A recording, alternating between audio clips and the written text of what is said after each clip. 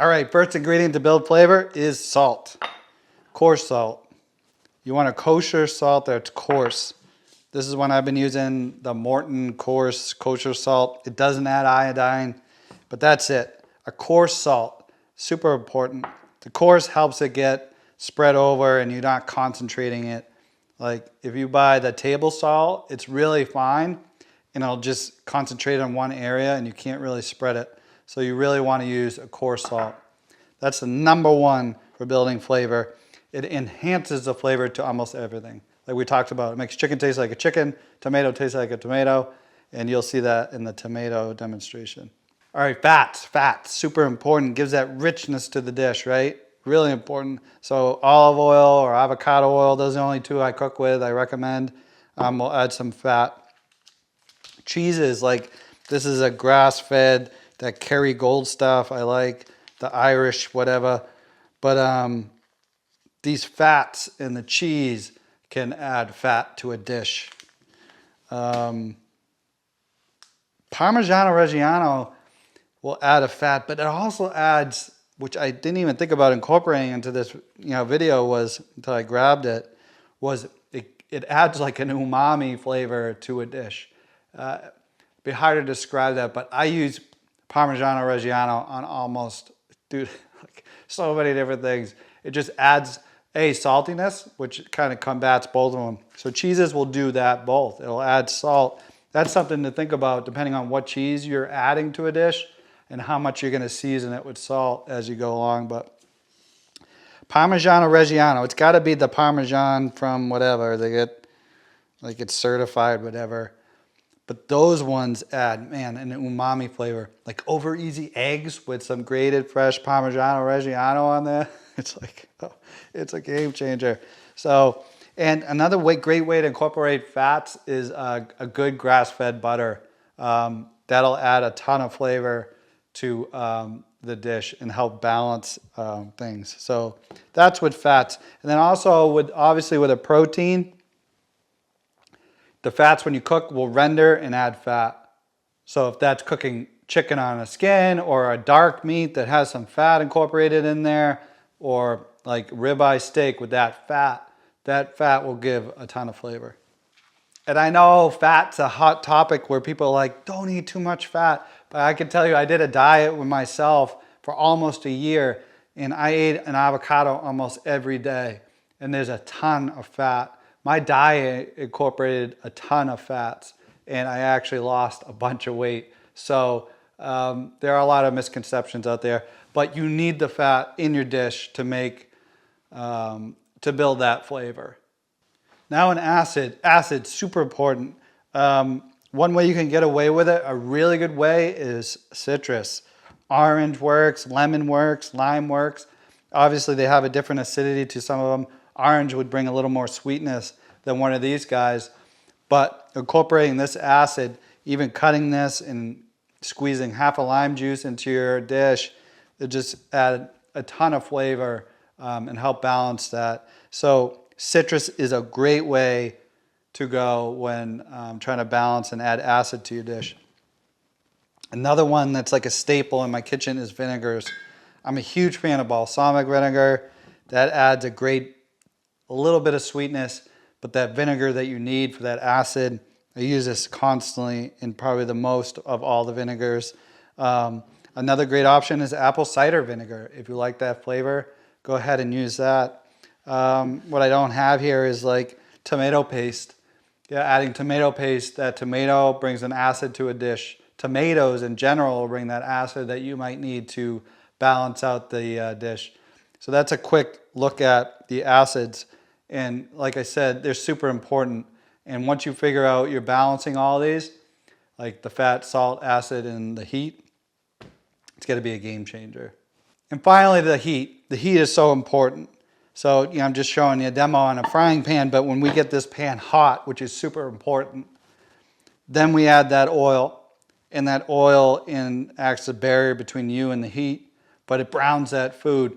Browning the food is what brings a ton of flavor, and it's so important.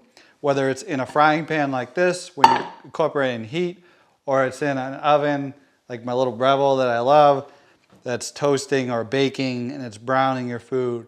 Browning that food is going to bring a ton of flavor. And that's what heat incorporates into this recipe for incredible tasting food. I hope you got a good idea of what building flavor is, and I can't express it any more that this is probably the most important chapter in this whole course. But jump on this, start building flavor, start thinking about it, incorporating it.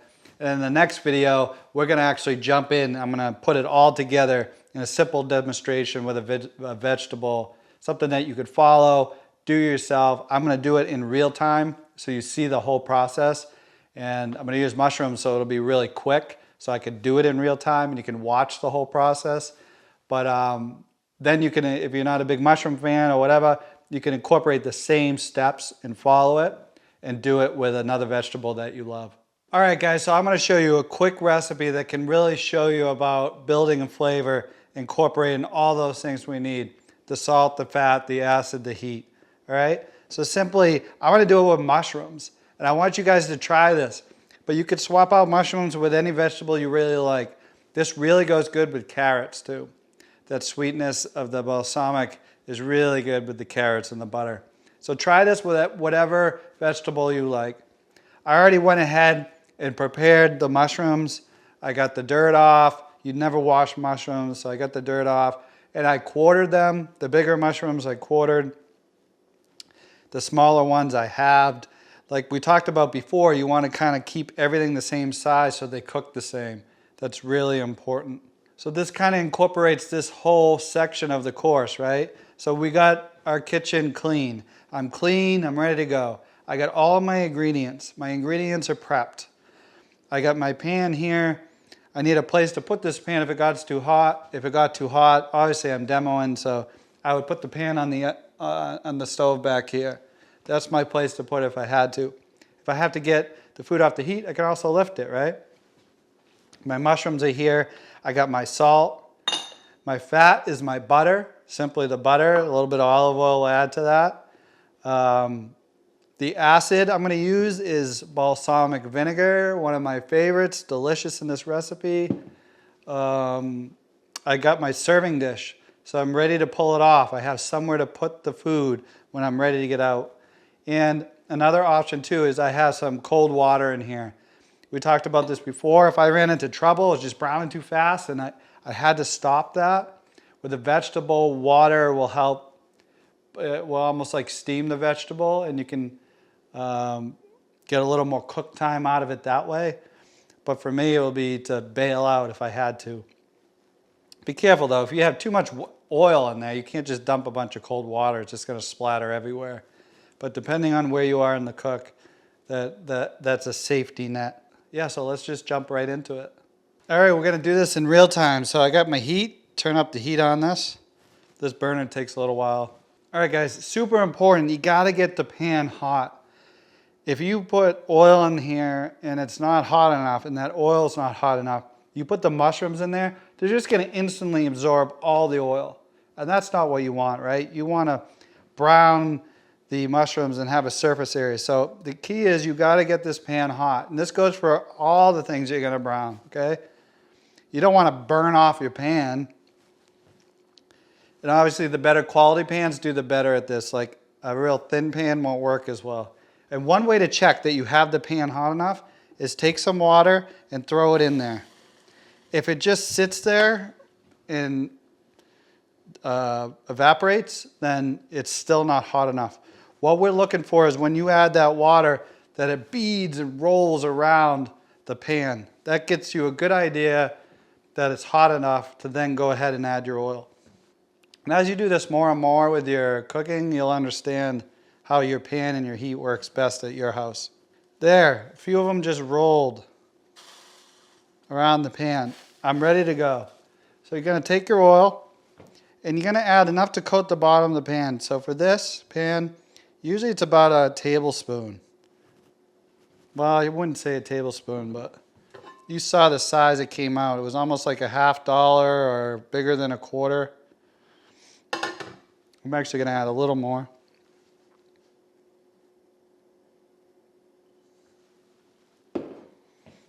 Now the idea with this oil is you can't go ahead and jump your food in there yet either. That oil, you got to give it an opportunity to heat up. Now you want to be cooking almost on the verge of it smoking. The oil is about to smoke, but you don't want it to burn, if that makes sense. And a good extra virgin olive oil is gonna bring you right to that line that you need to be at, where the pan's hot enough for what you're cooking, and it's not over smoking like some of the other oils, like say a vegetable oil. Another sign to look for is you look at that oil, it'll start to bead on that pan, as you can see here. It kind of creates lines like these veins, okay? That's, you know, we're getting close. I kind of know that we're almost there. You don't want enough oil that you're like pooling up in there. This is like probably the fine line of just enough or too much oil. You just want it to evenly coat the bottom of that pan. You can start to see those lines. We're almost there. And as you can see, it streaks.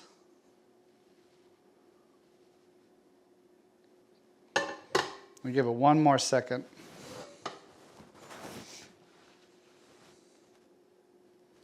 Another good telltale sign is when you put your food in, if it starts sizzling instantly, you're there. All right. Oil's nice and hot. We're ready to go. We're going to go ahead and add our mushrooms.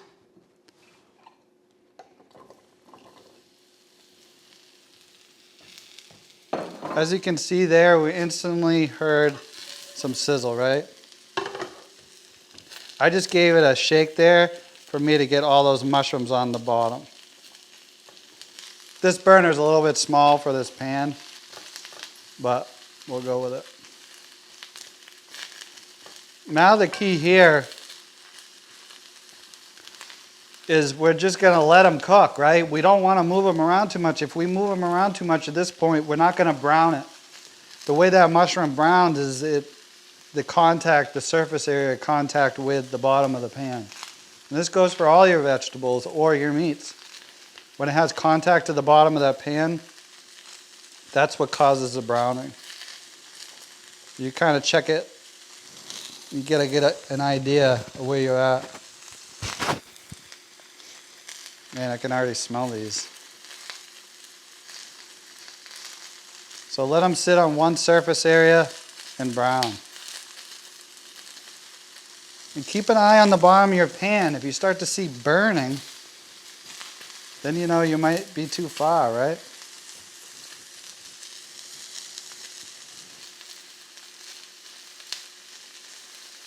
We're getting moisture out of the mushrooms right now with this steam. And that's an important part. We don't want them to absorb, we want them to brown. That's really important. The thicker the mushroom or the vegetable, the longer it's going to take to cook. So you have to have that balance of browning and moisture. So after they've had a minute here, you can kind of check one and see if it's browning on the bottom.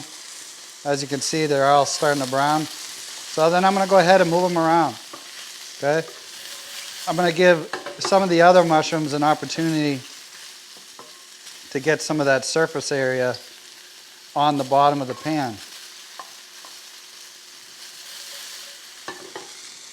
So they'll get to brown.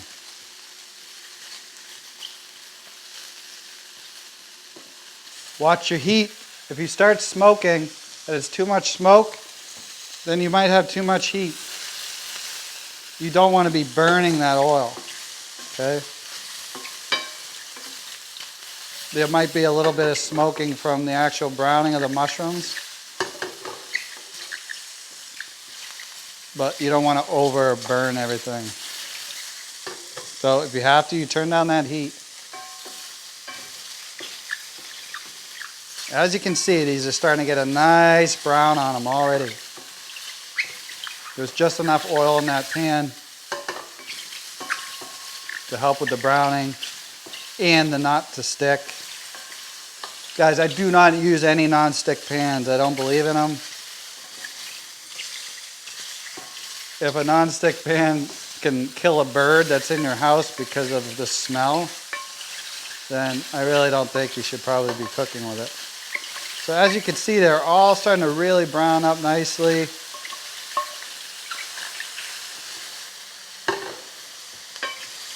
Which enhances the flavor.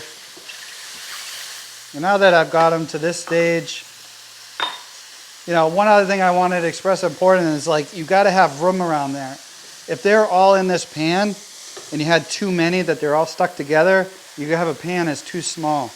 When you have them separated like this, it gives them an opportunity to brown and the moisture comes off. If you put them in a pan too small, then they'll tend to steam and not brown up. So at this stage, I'm going to add some salt, all right? A couple pinches of salt. This is going to do two things. It's going to enhance the flavor, right, of our mushrooms, but it's also going to help draw out some more of that moisture.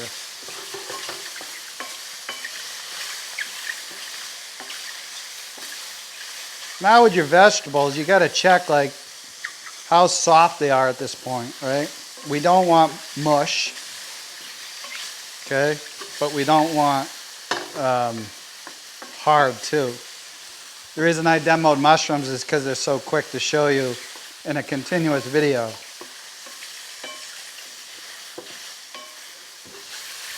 But at this stage, we're keeping them moving, right? And on that bottom of that pan, there's still some flavor there, so we have some brown bits of the mushroom, right? So mushrooms start shrinking in size, and that's kind of a good telltale sign that we're getting pretty close. If you've never sauteed mushrooms like this, try this simple recipe. It's delicious. You could also add garlic too to add a little more flavor to these. All right, so those are looking pretty good. I'm going to give a check with one, kind of see how soft that is. Yeah, I'm definitely cooked through.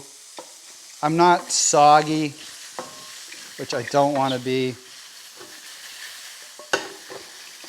So now the next stage in this game is iodine acid. And the beauty of this acid is going to deglaze the bottom of this pan, okay?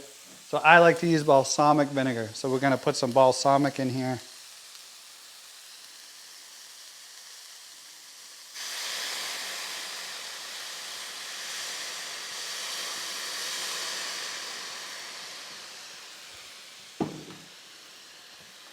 Kind of let it cook off a little bit. It can deglaze the bottom of that pan and also it'll thicken up a little bit. And then go ahead, move these mushrooms around so they all get some of that on there and coat them really nice. Give that balsamic a chance to thicken on the bottom. And now when we're cooking too, like this type of cooking, it's not so much measurements, right? We're getting a feel for it. And as you build, you start cooking all the time, you start building a flavor like how much balsamic do I want to add there? How much don't I want to add?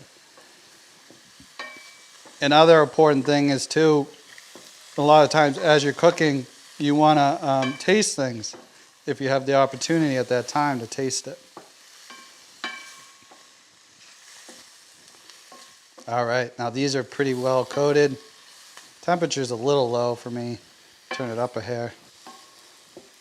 And now let's think about this, right? So we browned the mushrooms. We got the moisture out of them. We had a really hot pan, super important, right? So we could brown them.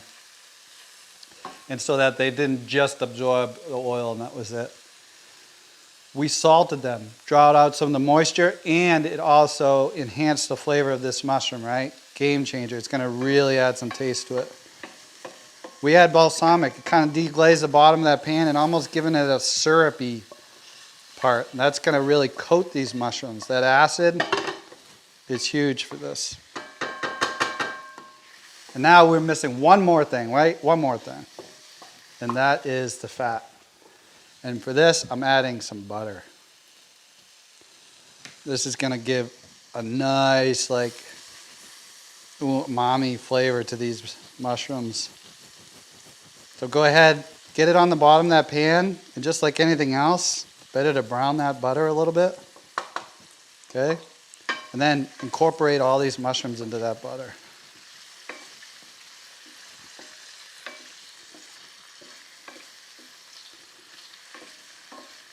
Just adding a delicious fat to these mushrooms.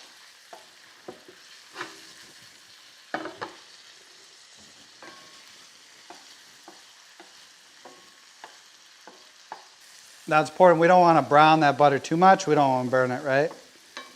And I don't need to add all that butter to this dish. So I can simply take my mushrooms, keep them up on the top. Oh, and just slightly lean that pan. And the leftover oils and butters and everything's going to fall down the pan to this corner.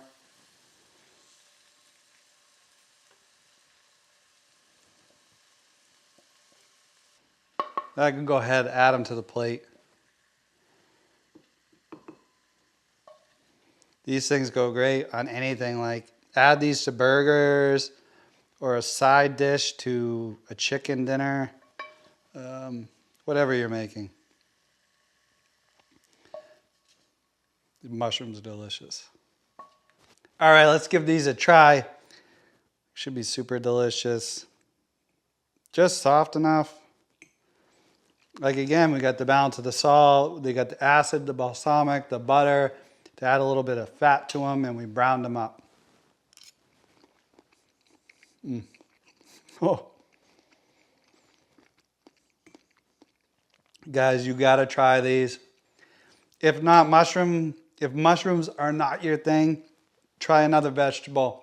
I love that same exact recipe with carrots, with that butter and the balsamic. Super good. Or some people will add a little bit of sweet with a little bit of honey. But go ahead, guys. I wanted to challenge you. Try this. Let me know how it goes. But try this recipe. Really simple. Incorporate everything that we talked about in this section. And I can't wait to see you in the next section of the course.